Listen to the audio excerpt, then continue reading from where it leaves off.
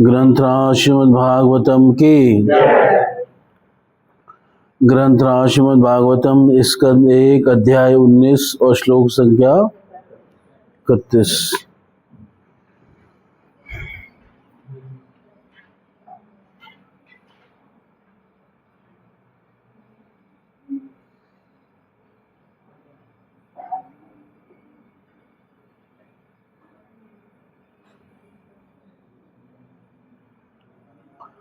प्रशांतम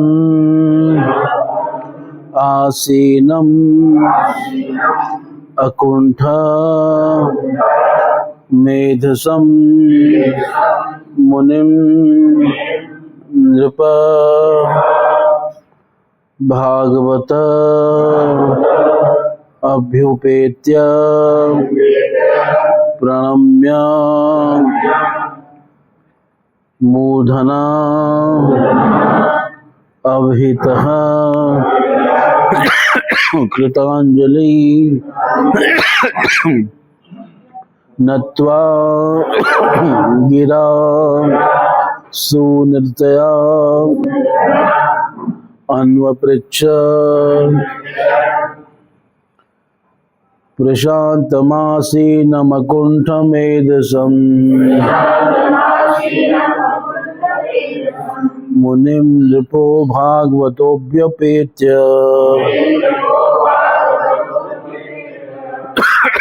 प्रणम्य मूर्धना विहितः कृतांजलि नत्वा गिरासु नृतयानुपृच्छत प्रशान्तमासीनमकुण्ठमेधसम् मुनिं नृपो भागवतोऽभ्युपेत्य प्रणम्य मूर्धना विहितः कृतांजलि नत्वा गिरासु नृतयानुपृच्छत प्रशान्तमासीनमकुण्ठमेधसम् मुनिं नृपो भागवतोऽभ्युपेत्य प्रणम्य मूर्धना विहितः कृतांजलि नत्वा गिरासु नृतयानुपृच्छत।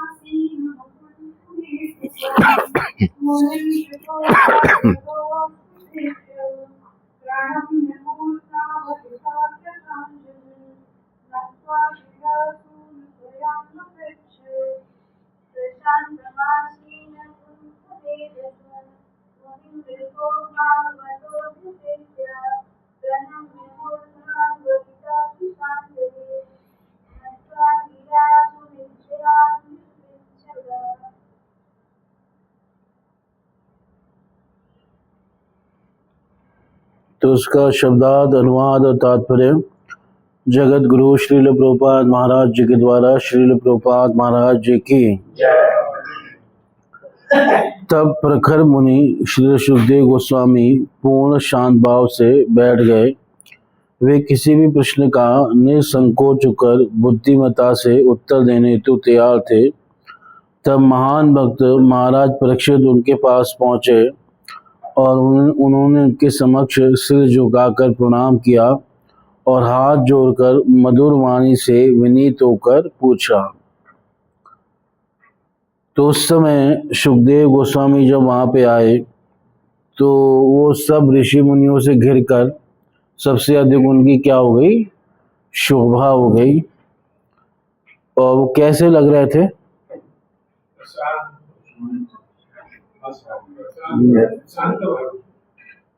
नहीं, हाँ, ताराओं से गिरा जैसे कोई चंद्रमा। प्रशांत लग नहीं रहे थे, प्रशांत भाव से बैठे थे। ठीक है,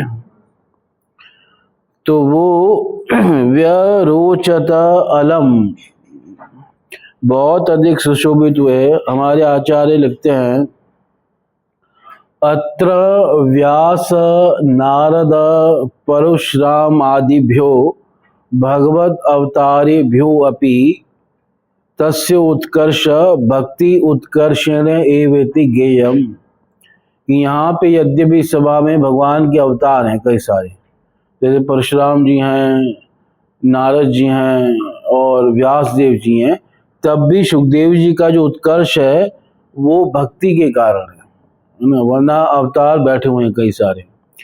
तो भगवत अवतारे भ्यो भी तस्य उत्कर्ष भक्ति उत्कर्षेण इति ज्ञेयम् वैयासकिश भगवान वासुदेव परायण, जैसे कि कहा गया।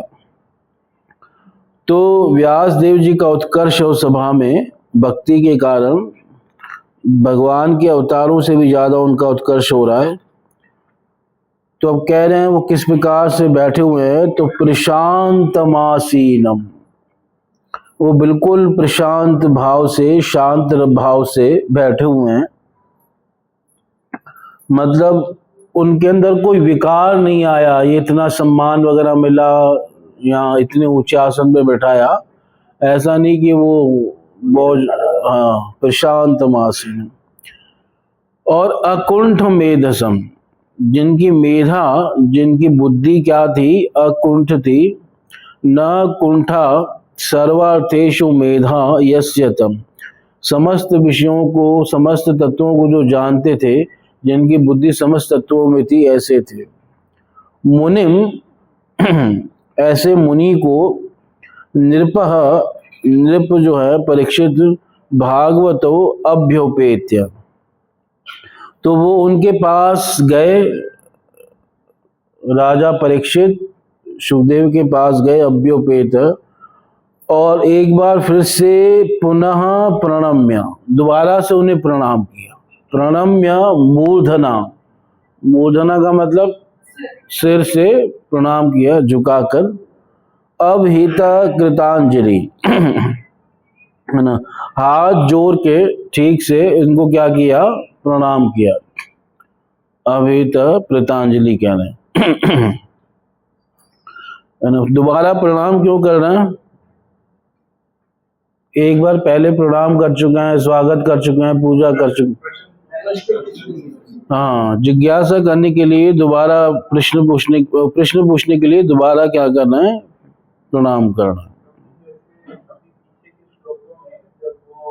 स्त्रियों और बच्चों से घिरे हुए थे और वो उनको तंग कर रहे थे, और यहाँ पे जो प्रशांतम आश्रम बोला गया है, इससे वो अगर हम कंपेयर करें तो उस समय भी वो जैसे कोई किसी को सम्मान मिलता है तो वो तो शांत रहता है, पर जो कोई जैसे बुलिंग करता है, तंग करता है, तो उस समय वो प्रशांत भाव में भी रह सकता है, ऐसा उसमें।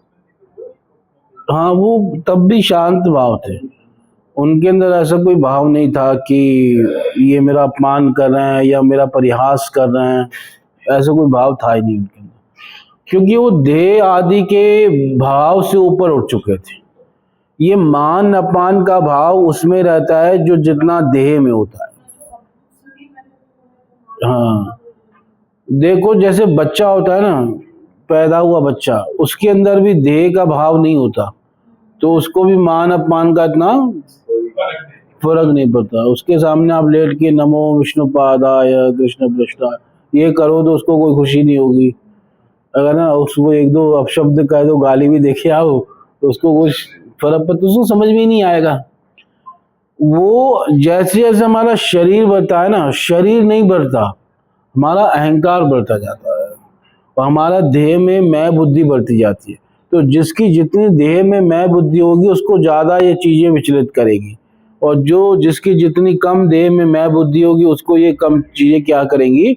विचलित करेंगी। और सुखदेव आदि परमहंसों की तो देह में मैं बुद्धि आत्म बुद्धि थी नहीं, इसलिए उनको न मान सम्मान की इच्छाएं विचलित कर रही थी, न अपमान आदि की परिस्थितियां उनको विचलित कर रही थी।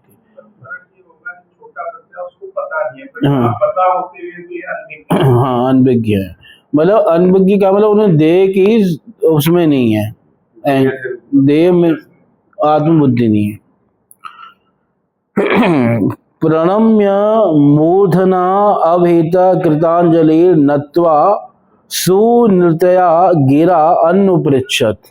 सुनृत्या गिरा, मधुर वाणी से, फिर से मतलब मधुर वाणी से उन्होंने प्रश्न किया, है ना। प्रश्न क्या करेंगे? हाँ, वही जो दो प्रश्न किए थे वही करेंगे ना।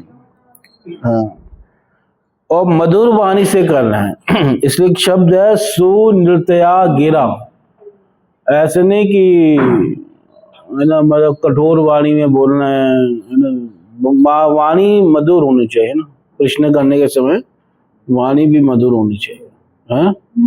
हाँ, विनम्रता और वाणी की मधुरता, वाणी का ये गुण है।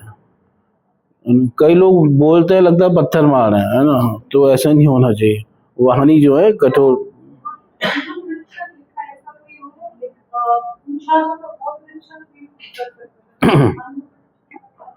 अनुपृच्छत का मतलब दोबारा से वही प्रश्न कर रहा है ना। अनु का मतलब जैसे पहले प्रश्न किया फिर वही प्रश्न कर रहा है, इसलिए अनुपृच्छत आया, क्योंकि पहले पूछ चुके हैं ना ब्राह्मणों से, ऋषि मुनियों से। तो इस प्रकार से सुखदेव जी की मेधसम यानी मेधा बुद्धि वो अकुंठ है, वो प्रशांत होके विराजमान है ना। और परीक्षित महाराज उनके पास गए, अभ्योपेत्य मुनिम नृप और प्रणम्य, है ना, उनको प्रणाम किया और कृतांजलि हाथ जोड़ के उनसे क्या किया? प्रश्न किया। तो इस प्रकार से जो है परीक्षित महाराज सुखदेव जी से क्या कर रहे हैं? प्रश्न कर रहे हैं। और महाभागवत शब्द किसके लिए है? जो श्लोक में महाभागवत शब्द है नहीं, परीक्षित के लिए। भागवत नृप मुनिम अभ्युपेत्य। भागवत नृप यानी राजा भी भागवत है, जो प्रश्न करता है वो भी क्या है? भागवतम है। तो मुनि के पास गए और मुनि के पास जाने के लिए शब्द है अभ्युपेत्य, उनके पास जाकर फिर उनको प्रणाम किया और बड़ी सावधानी से प्रणाम किया, हाथ जोड़कर। सावधानी से प्रणाम करने के लिए क्या, कौन सा शब्द है? नहीं, वो तो प्रणाम के लिए सावधानी से प्रणाम,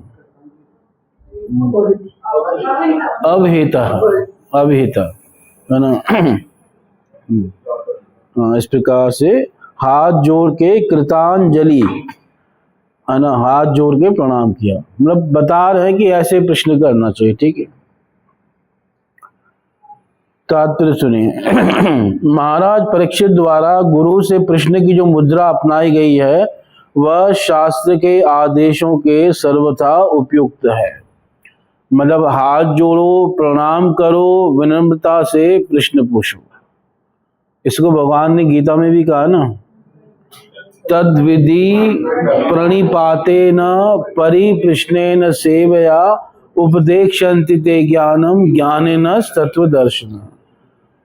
प्रणिपात करो यानी झुको, शरण लो, है ना, और परिप्रश्नेन, और सेवया, सेवा के भाव से प्रश्न होना चाहिए। शास्त्रीय आदेश है यह है कि दिव्य विज्ञान समझने हेतु मनुष्य को चाहिए कि गुरु के पास विनीत होकर जाए। महाराज परीक्षित अब मृत्यु का सामना करने हेतु तैयार थे और 7 दिनों की अल्प अवधि के पश्चात वे भगवत धाम में प्रवेश करने की विधि जानने वाले थे। ऐसे महत्वपूर्ण विषयों में मनुष्य को गुरु की शरण लेनी होती है। जब तक जीवन की समस्याओं का समाधान ढूंढने की आवश्यकता न हो तब तक गुरु के पास जाने की आवश्यकता नहीं होती। मतलब कहा गया है कि जब तक उत्तम श्रेय की जिज्ञासा न हो, भगवान को जानने की इच्छा न हो, तब तक गुरु के पास मत जाओ, है ना। तस्मात् गुरुम प्रपद्येत जिज्ञासु श्रेय उत्तमम।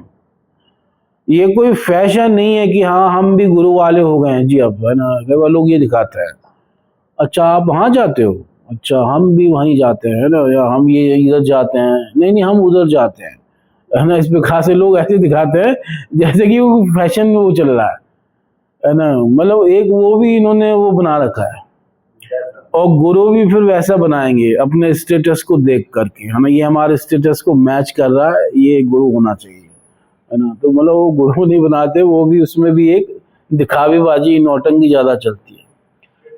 हाँ, तो गुरु वो बनाना चाहिए जब आपके अंदर जिज्ञासा हो भगवान को जानने की।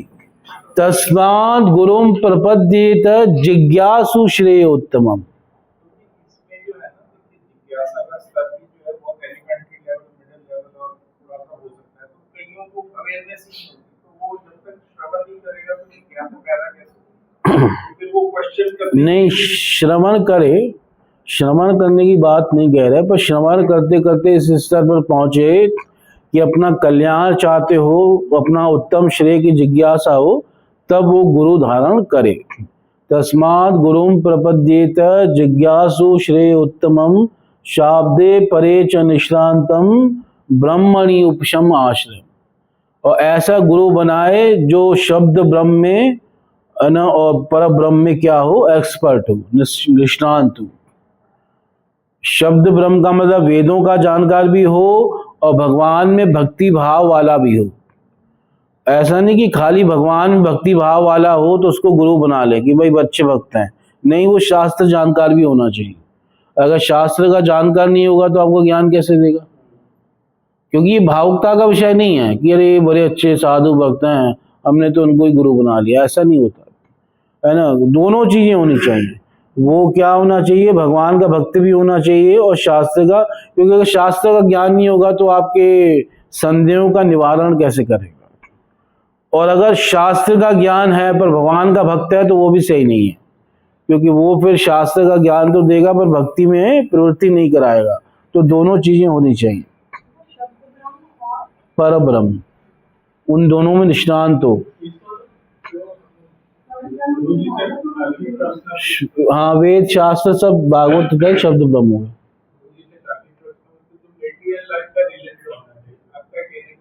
रियल लाइफ का रिलेटेड प्रश्न हो, आपके पास व्यक्ति है, उनकी भक्ति का प्रश्न लेके हाँ, मतलब अब कोई सामाजिक समस्या वगैरह हो तो उसके बारे में जिज्ञासा कर सकते हैं, पर वही उद्देश्य नहीं है ना। गुरु जी, अरे आजकल घुटनों में बड़ा दर्द हो रहा है, कोई उपाय बताइए, है ना। ये इसके लिए गुरु धारण करना नहीं होता, ठीक है ना। वो आजकल गुरु बताने लगे हैं ये भी, है ना, ये तुम्हारा कफ ज्यादा बढ़ गया है, पित्त ज्यादा बढ़ गया है, अब ये करो वो करो। कई लोग कथा छोड़ के ये सब कार्य करने लग गए, वो भोजन आदि बताने लग गए। हाँ, मतलब कई ऐश्वर्य दिखा रहे हैं, और कई जो हैं फिर आए तो शुरू में तो कथाकार बन गए, फिर बाद में वो क्या बन गए, एक डाइटिशियन बन गए। मतलब ये भोजन करो, ये न करो, ये फायदेमंद है, ये वो है। अरे क्या करे भाई, इसको बताने वाले बहुत लोग हैं। और आप इंटरनेट में आज की डेट में सर्च कर लो ना, एक चीज जो कहेगा ये ग्रहण करो, 10 मिल जाएंगे कहेंगे नहीं नहीं ये तो बहुत नुकसान करेगी, ये नहीं चीज खानी। आदमी अगर इंटरनेट से देखे ना, वो तो पागल ही हो जाए, खाना क्या है, कुछ खाना भी है कि नहीं खाना। हाँ सही में, कोई कहता है कि अरे डाइटिंग करने की जरूरत नहीं है, खूब खाओ, उसी से मैं आपको तुम्हें पतला करूंगा, है ना। कोई कुछ कह रहा है, कोई कुछ कह रहा है, कोई कुछ कह रहा है। तो उत्तम श्रेय की जिज्ञासा हो तभी गुरु बनाना चाहिए, है ना। ऐसे नहीं कि भाई चले गए कोई भी संसारी बात पूछने के लिए, हमेशा ये सब नहीं होना चाहिए। आगे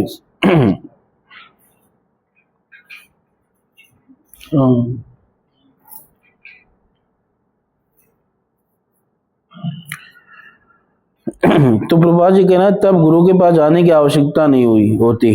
जैसे वेद में भी एक मंत्र आता है, परीक्ष लोकान कर्म चित्तान ब्राह्मणों निर्वेदमायान नास्ति अकृत कृतेन तद विज्ञातार्थम स गुरुमेव विगच्छेत् समेत पाणिम श्रोत्रियम ब्रह्मनिष्ठम। ये मुंडकोपनिषद का मंत्र है। इस मंत्र में भी यही कहा गया है कि परीक्ष लोकान कर्म चित्तान। जब किसी ब्राह्मण ने विचार किया कि कर्मों से केवल दुखी प्राप्त होगा, तो उसको कर्मों से विरक्ति हो गई। ब्राह्मणों निर्वेदम आयात, और फिर वो भगवान के ज्ञान को जानने के लिए गुरु के पास गया। तद विज्ञानार्थम स गुरुमेव विगच्छेत् समित पाणिम श्रोत्रियम ब्रह्मनिष्ठम। और कैसे गुरु के पास, जो श्रोत्रिय भी है और ब्रह्मनिष्ठ भी है।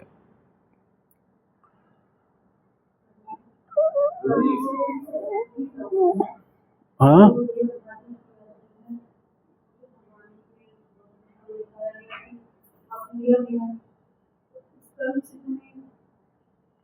नहीं, क्या कर्म से क्या?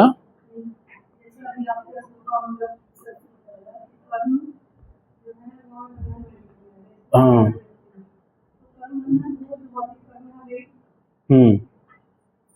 मतलब कर्म, देखो जो कर्मों का मार्ग है ना, उससे किसी का उद्धार नहीं होने वाला, ठीक है। अब जो हम भगवान की सेवा कर रहे हैं, भक्ति कर रहे हैं, वो कर्म नहीं है, वो भक्ति है। अगर कोई भगवान के लिए माला बना रहा है तो वो कर्म नहीं है, वो भक्ति है। कोई भगवान के लिए कुकिंग कर रहा है तो वो कर्म नहीं है, वो क्या है, भक्ति है, ठीक है। कर्म अलग है। जैसे आप वैदिक कुछ कार्य कर रहे हो, अपने वर्णाश्रम धर्म के हिसाब से आप श्राद्ध इत्यादि कर रहे हो, ये सब कर्म के अंदर आते हैं, तो वो उससे उद्धार नहीं होने वाला किसी का।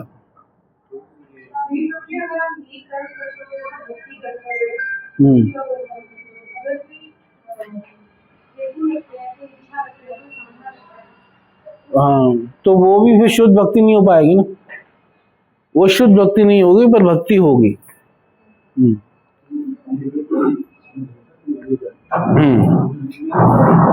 वैराग्य, विरक्त हो गया इसको।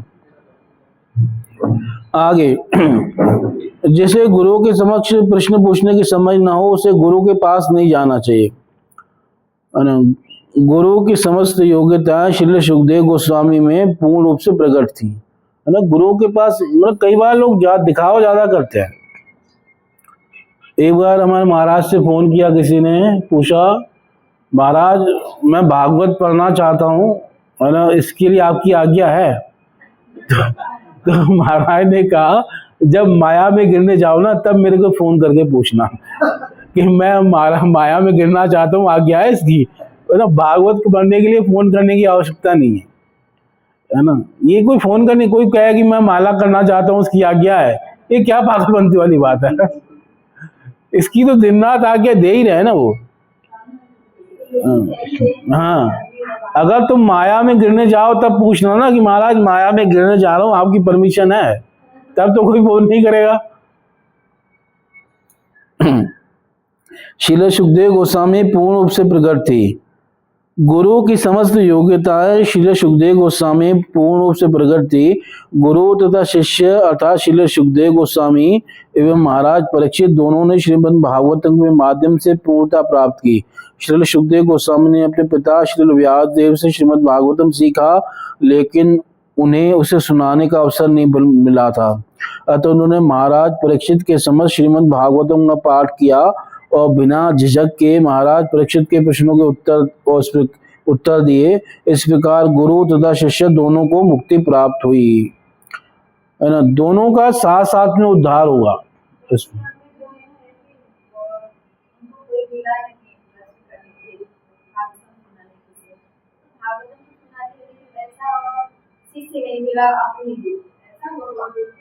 नहीं, एक्चुअल में क्या होता है, कई बार कोई अधिकारी व्यक्ति होता है तब वो व्यक्ति जो है उसको ज्ञान देते हैं। ऐसे कई महापुरुष ऐसे नहीं कि हर किसी को देने लग जाएंगे ज्ञान। वो योग्य पात्र जब मिलता है, जैसे झरवत महाराज कितने समय तक रहे, किसी को ज्ञान नहीं दिया। जब एक समय योग्य व्यक्ति मिला रहूगा तो उसको ज्ञान दिया। तो इस प्रकार से जैसे बादल कभी अपना जल बरसाते हैं, कभी नहीं बरसाते, तो ऐसे ही महापुरुष कभी ज्ञान देते हैं, कभी चुप हो जाते हैं। जब देखते हैं ना ज्यादा संसारी लोग बैठे हैं तो फिर वो चुप ही रहते हैं, चलो भाई तुम कर लो अपनी बातें, है ना। तो इस प्रकार से ऐसे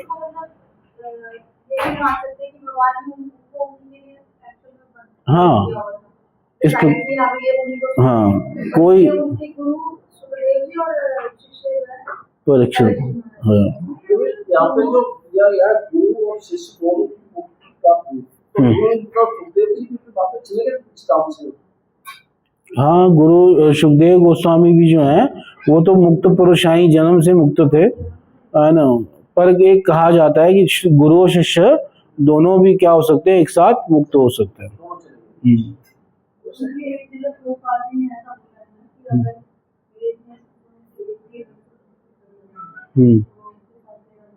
हाँ, ऐसा कहा है प्रभाष ने। वो किस प्रसंग में कहा, जब ध्रुव महाराज जी के प्रसंग में कहा है। जब ध्रुव महाराज जी का उद्धार होता है तो उनकी माँ की चिंता करते हैं। तो जय विजय उनकी वो जो नंद सुनंद थे वैकुंठपति के पार्षद, वो समझ जाते हैं तो दिखाते हैं, देखो आपकी माँ आपसे पहले जा रही है, अगले आगे विमान पे बैठी हुई है ना, आपसे पहले वो पहुंचेगी। तो प्रभुपाद जी वहाँ कहते हैं कि देखो ध्रुव महाराज कितने शुद्ध भक्त हैं, अपने साथ अपनी माँ का भी क्या कर लिया, उद्धार कर लिया। ऐसे कोई हमारा शिष्य भी अगर कभी शुद्ध भक्त बन गया तो अपने साथ वो भी हमें भगवत धाम ले जाएगा, है ना। परीक्षित वाच अहो अद्य वयं ब्रह्मन् ससेवया शत्रबन्धव कृपया ततिरूपेण भवद्भिस्तीर्थका कृता। भाग्यशाली राजा परीक्षित ने कहा, हे ब्राह्मण, आपने कृपा करके यहाँ पर मेरे अतिथि के रूप में उपस्थित होकर हम सबके लिए तीर्थ स्थल बनाकर हमें पवित्र बना दिया है। आपकी कृपा से हम अयोग्य राजा भक्त की सेवा करने के सुपात्र बनते हैं। अहो, कितने आश्चर्य है, कितनी अद्भुत बात है।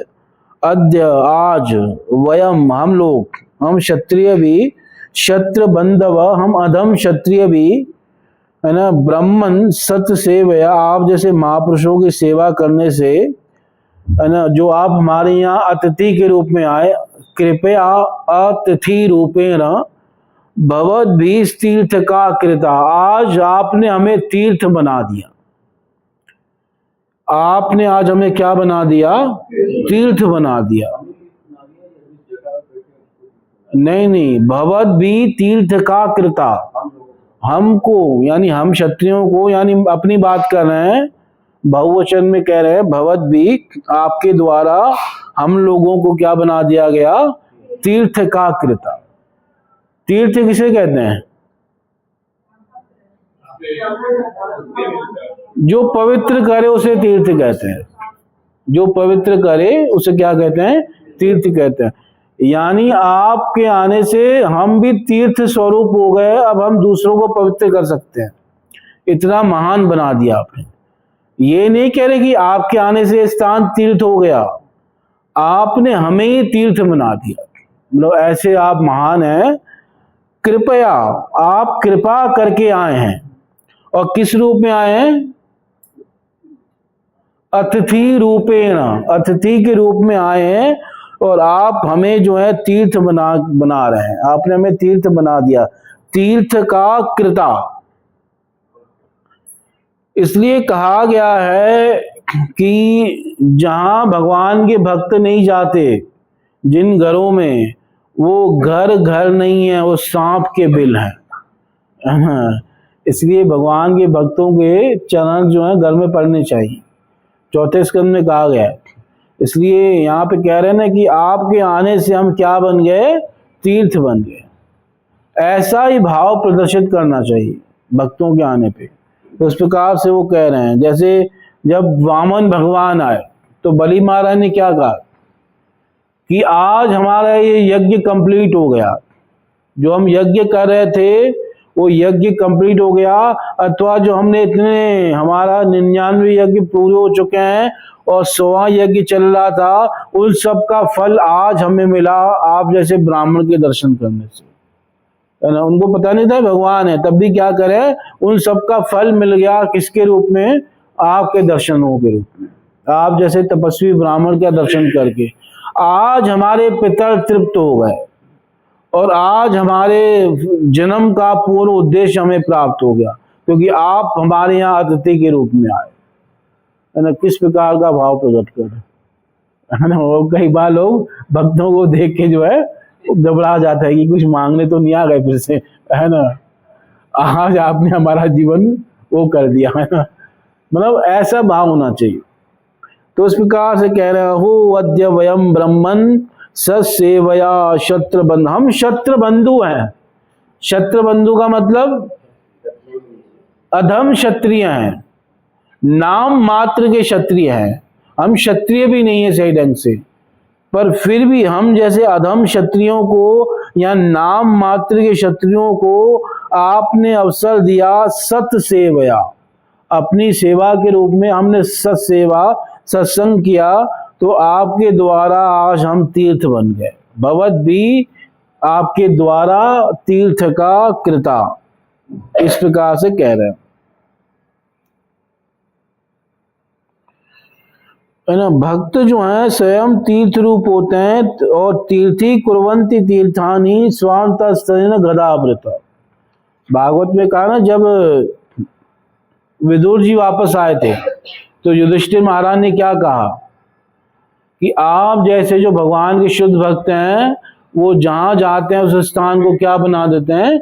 तीर्थ बना देते हैं, है ना। ये बात उन्होंने कही। यहाँ जब गर्ग मुनि आए थे नंद महाराज के पास, तो उन्होंने भी यही बात कही, महद विचलनम निराम ग्रहीणाम दीन चेतसाम, कि आप जैसे महापुरुषों का विचरण हम जैसे गृहस्थों के ऊपर कृपा करने के लिए होता है।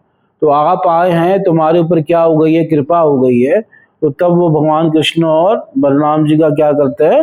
नामकरण संस्कार करते हैं। तो इस प्रकार से जब भगवान के भक्त आते हैं तो ये सबसे बड़ी क्या होती है? कृपा होती है। और वही बात परीक्षित कह रहे हैं कि आज आपने हमें क्या बना दिया? तीर्थ बना दिया। इस संसार में जिसको जो मिला है ना, वो भगवान के भक्तों के संग से मिला है, चाहे वो भौतिक भी हो चाहे आध्यात्मिक भी हो। जिसने जहाँ जो कुछ पाया है वो सत्संग से ही पाया है। तो इस प्रकार से ये कह रहे हैं कि आज हम क्या बन गए? तीर्थ बन गए। आगे श्रील सुखदेव गोस्वामी जैसे संत भक्त सामान्यतया किन्हीं भौतिक भोक्ताओं, विशेष रूप से राजाओं के पास नहीं जाते, है ना। ये लोग राजाओं के पास नहीं जाते, जैसे महाप्रभु राजाओं के पास नहीं जाते थे, है ना। जैसे एक और ऐसे ही भक्त थे जिनको हाँ, ऐसे एक भक्त थे, उनको एक बार अकबर ने बुलाया था। तो तब उन्होंने भी यही कहा कि हमारा अकबर से क्या काम, आगरा में हमारा क्या काम। वो आगरा में उस समय रहता था। तो वो मतलब उनको बड़ा दुख, वो गए तो सही, बादशाह ने बुलाया है, क्योंकि ना जाओ तो फिर ये नाराज हो जाते हैं। पर उन्होंने वहां उसके दरबार में जो भजन गाया ना, उसमें उन्होंने यही कहा कि मतलब आगरा से हमें क्या लेना देना, हम आगरा क्यों आए, हम ब्रज में रहने वाले आगरा में क्या करेंगे आके। कौन?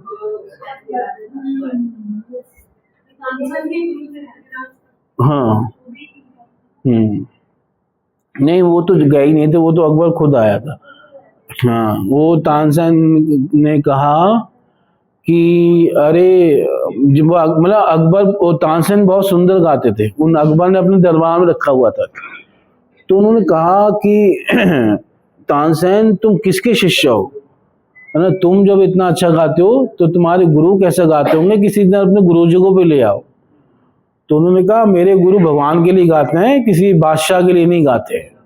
उन्होंने मना कर दिया कि वो आपके लिए नहीं गाएंगे। तो तब ये गए थे वहां उनके पास। तो जब उन्होंने सुना हरिदास को, तो उन्होंने कहा अरे तानसेन तुम तो कुछ भी नहीं गाते, है ना, मतलब जितना अच्छा तुम्हारे क्या गाना है, ये गुरुजी गा रहा है। तो इस प्रकार से वो चुपके से उनके संगीत को उन्होंने क्या किया था, सुना था।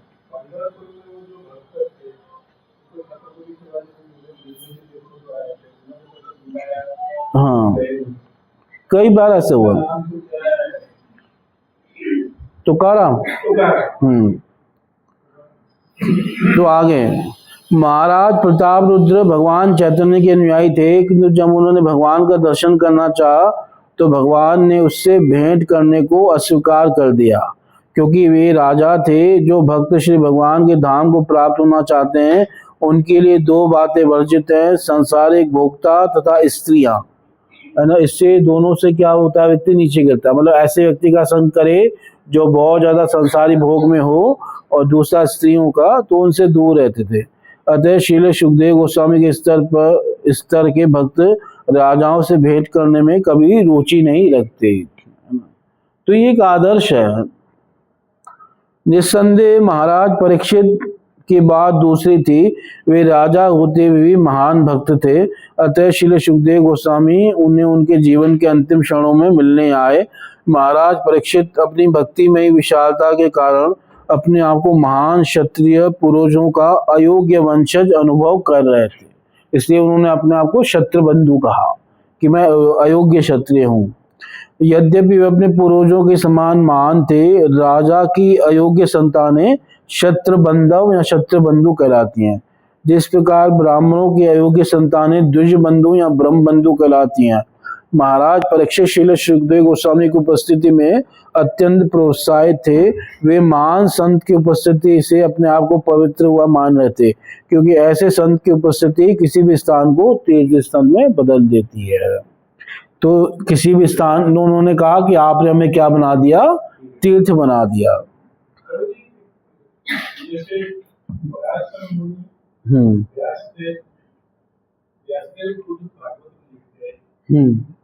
और वो सुनने के लिए आए, तो पराशर मुनि उनका पिता भी आए। उनको कैसे देख सकते हैं, ज्ञानी और भक्तों का डिफरेंस क्या है वो बता। मतलब यहाँ पे तो यही देखना है कि सब ऋषि मुनि सुखदेव गोस्वामी के मुख से सुनने के लिए आए हैं, क्योंकि सुखदेव गोस्वामी के से जो मुख से जो भागवतम निकलेगी वो और ज्यादा मधुर, आस्वादनीय, रमणीक निकलेगी, और उसका आस्वादन करने के लिए वो सब आए हैं। उनको पता है कि जीवन का मूल उद्देश्य क्या है, इसलिए सब समय निकाल के वहाँ ऋषि मुनि भी आए हैं, और नारद आदि जैसे भगवान के अवतार भी आए हैं, व्यास देव जी भी आए।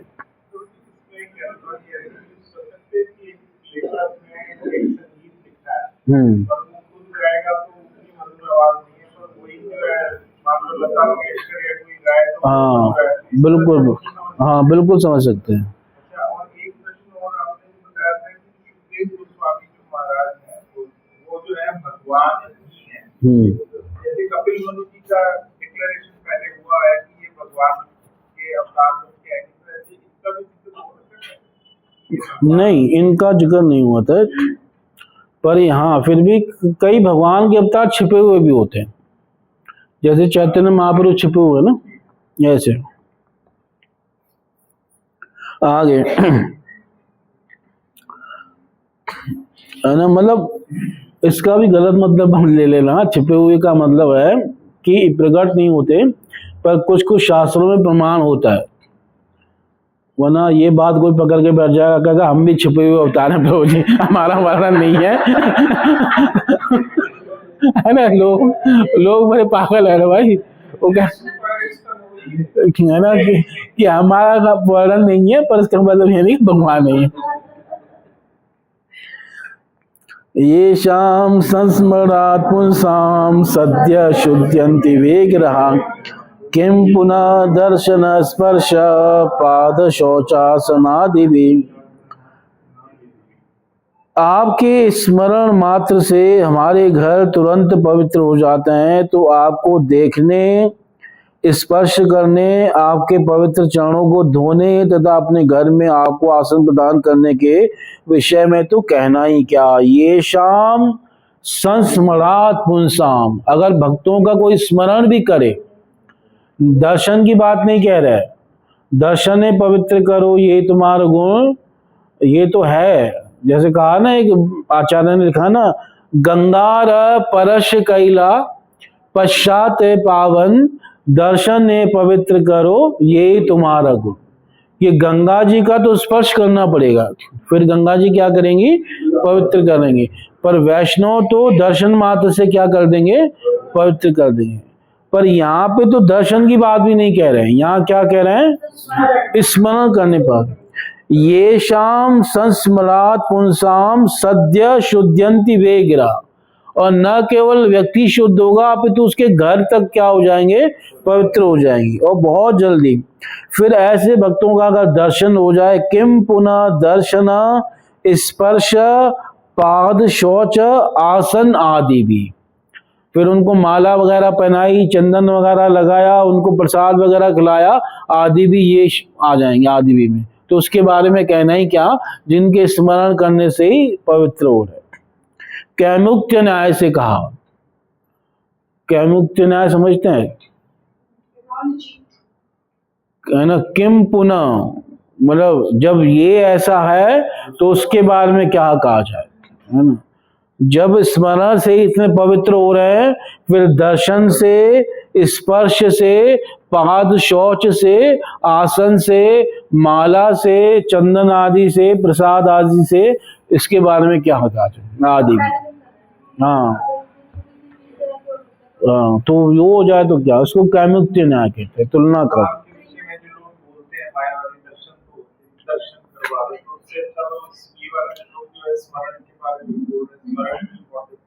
हाँ, स्मरण की,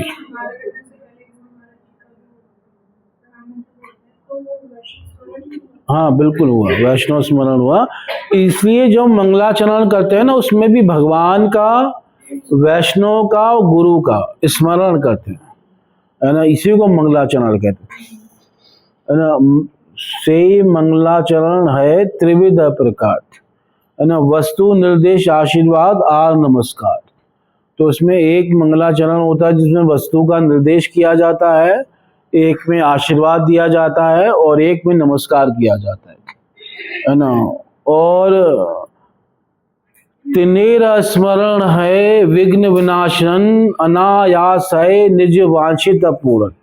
और जब हम तीनों का स्मरण करते हैं तो सारे विघ्न दूर हो जाते हैं, और अनायास हमारी वांछित जो है पूरी हो जाती है। इसलिए मंगलाचरण जो है जरूरी है। हाँ बस, हाँ, कि हमारे ग्रंथ की ये विषय वस्तु है।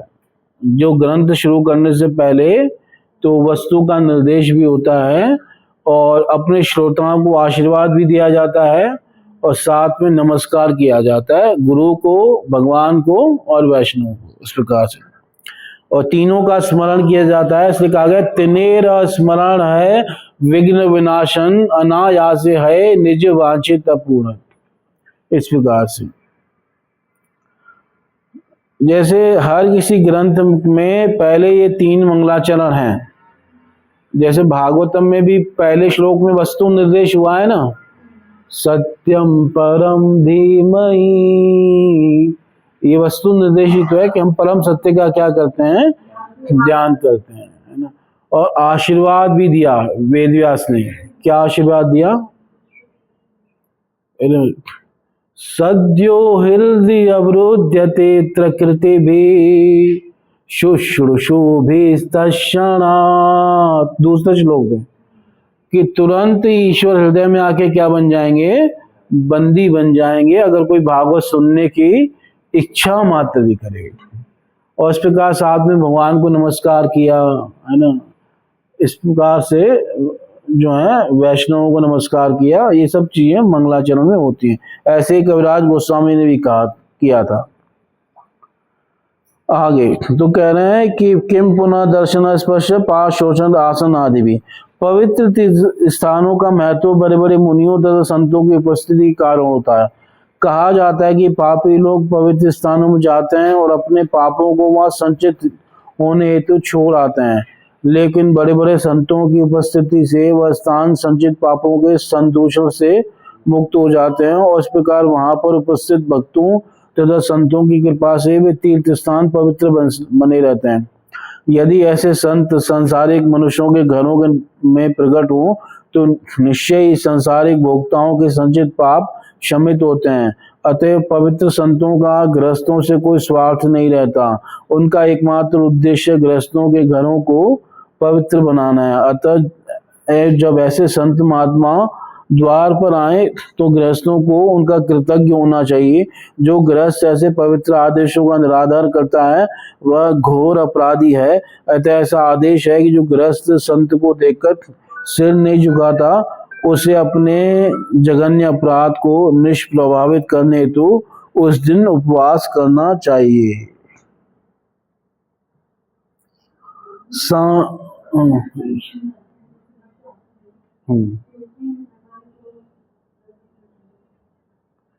नहीं, अगर आप सिर नहीं झुका रहे, प्रणाम नहीं कर रहे, तब उपवास करना चाहिए ना।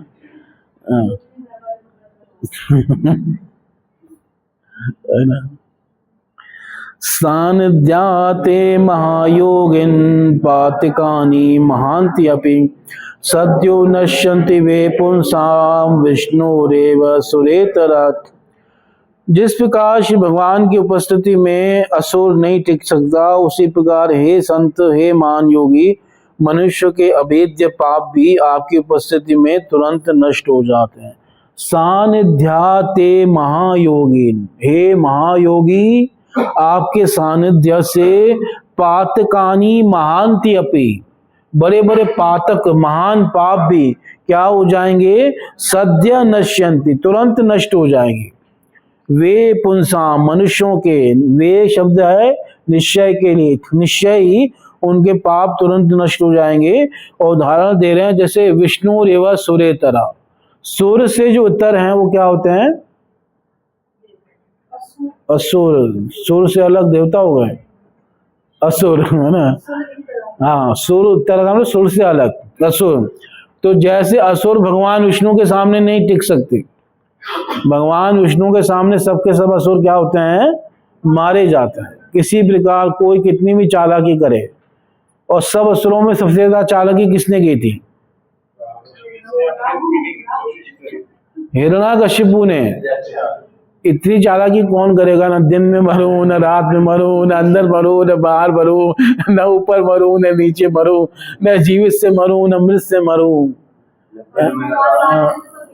हाँ, है ना। भगवान ने दिखाया कि देख कहीं चीटिंग नहीं हो रही तेरे साथ, कहीं तो ये समझे ये न दिन है न रात है, संध्या है।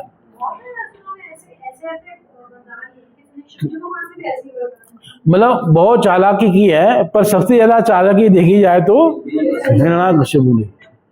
एक असुर था तारकासुर, उसको पता चला शिवजी शादी नहीं करेंगे दोबारा, सती ने जब देह त्याग कर दिया तो उसको पता, तो वो क्या कहता है कि अब मुझे शिवपुत्र के अलावा कोई नहीं मार पाया। उसे पता शादी करेंगे नहीं, शिवपुत्र होगा नहीं तो कोई मार ही नहीं पाएगा। तो हुआ क्या कि उन्होंने क्या कि भगवान शिव ने दोबारा शादी कर ली और कार्तिकेय ने तारकासुर का क्या कर दिया, वध कर दिया। पर दिमाग बहुत लगाते हैं है ना। और रावण ने क्या वरदान, हाँ बचने के लिए रावण ने क्या वरदान मांगा था?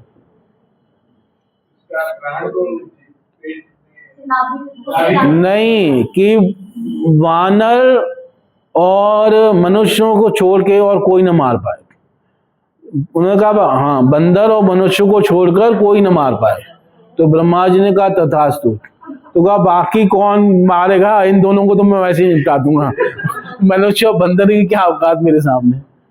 और भगवान वही बन के आए, मनुष्य बन के आए और साथ में कौन लेके आए, अपने बंदर लेके आए।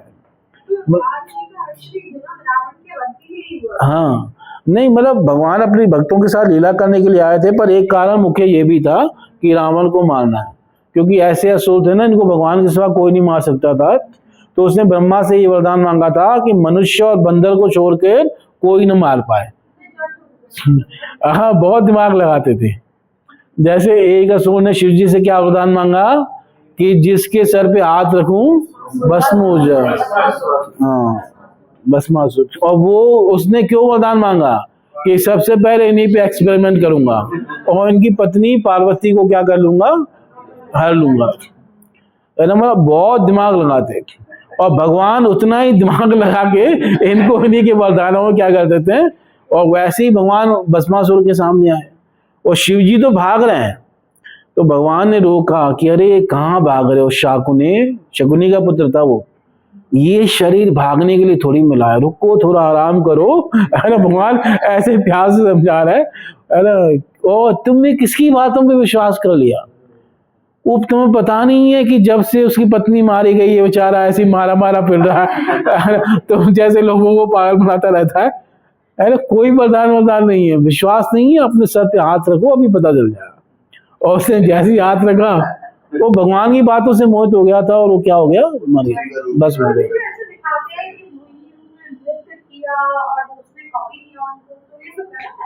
नहीं, भगवान जो है ब्रह्मचारी के रूप में आते हैं, भागवत में ये लिखा है।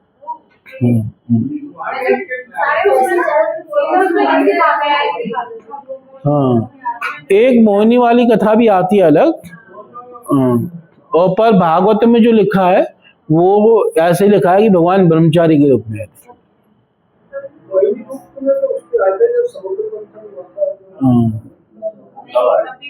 हाँ पूछिए।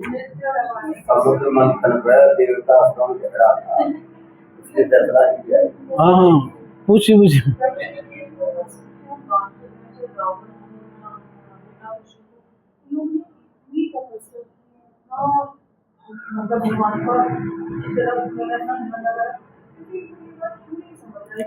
नहीं, इसमें इसलिए समझ नहीं आई क्योंकि इन्होंने भगवान का भजन नहीं किया किसी ने भी। ये सब देवी देवताओं की पूजा करते थे, इसलिए इनका हृदय शुद्ध नहीं हो पाया। जैसे हिरण्यकशिपु ने किसकी पूजा की थी, ब्रह्मा जी की थी। तो किसी ने ब्रह्मा जी की पूजा की, किसी ने शिव जी की, भगवान विष्णु की, कृष्ण की, राम की किसी ने नहीं की।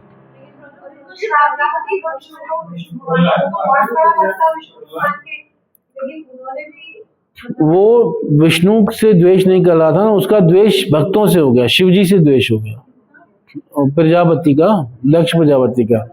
तो अधिकतर जो असुर हैं वो भगवान के भक्त नहीं थे, भगवान से चिढ़ते थे। वो ब्रह्मा के भक्त होते थे, कोई दुर्गा का भक्त होता था, कोई शिव जी का भक्त होता था, इस प्रकार से। हाँ, और ये नहीं, वो तमोगुणी साधना कर रहे थे और वो किसी को नष्ट करना ही चाहते थे। जैसे भस्मासुर ने भी इतनी तपस्या करके मांगा क्या कि मैं जिसके सर पे हाथ रखूं भस्म हो जाए। मांगता जिसके सर पे हाथ रखूं वैकुंठ चला जाए, दुख हो जाए। ये मांगते तो समझ में भी आता, क्या पागल मांग भी क्या रहा है, इतनी तपस्या करके मांग क्या रहा है। अगर मान लो सोते हुए अपने सर पे ही हाथ रख देते कभी, अगर कोई दिमाग है ये, मान लो कभी सो के अपने सर पे कोई हाथ रख अब आप सोचो ना, हमेशा तो याद रहेगा नहीं, मान लो कभी सो रहा हो ऐसे हाथ रख दिया, हाँ तो पागल। हाँ बच्चों को कही आज अब मेरा बच्चा है ना, वो बच्चा बस है।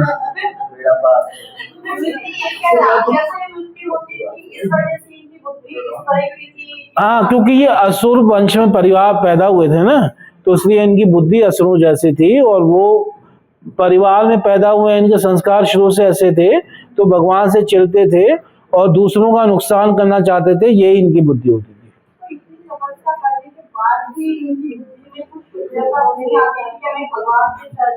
नहीं आती थी, उल्टा ये उस तपस्या का भी यूज करते थे कि कैसे हम आसुरी गुणमान में बढ़े और उनको नाश करें।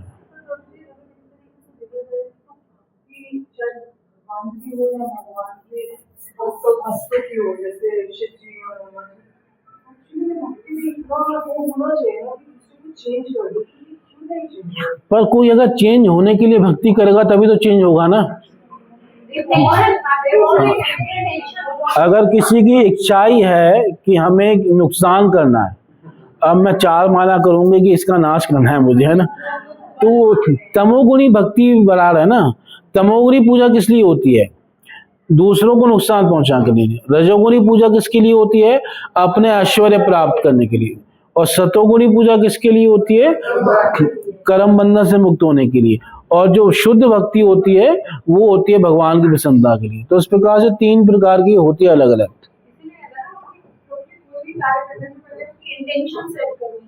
हाँ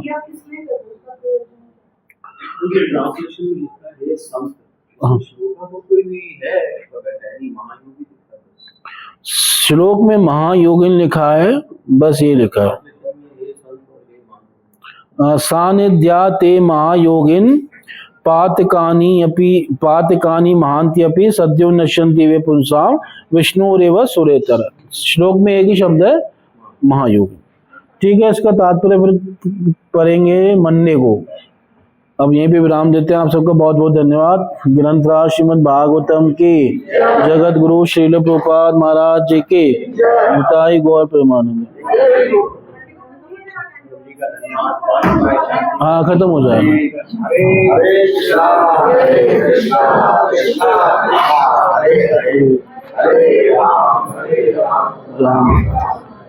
और गुंडीचा मंदिर महाजन वाले दिन क्लास नहीं होगी। गुंडीचा मंदिर महाजन जिस दिन होगा उस दिन क्लास नहीं होगी।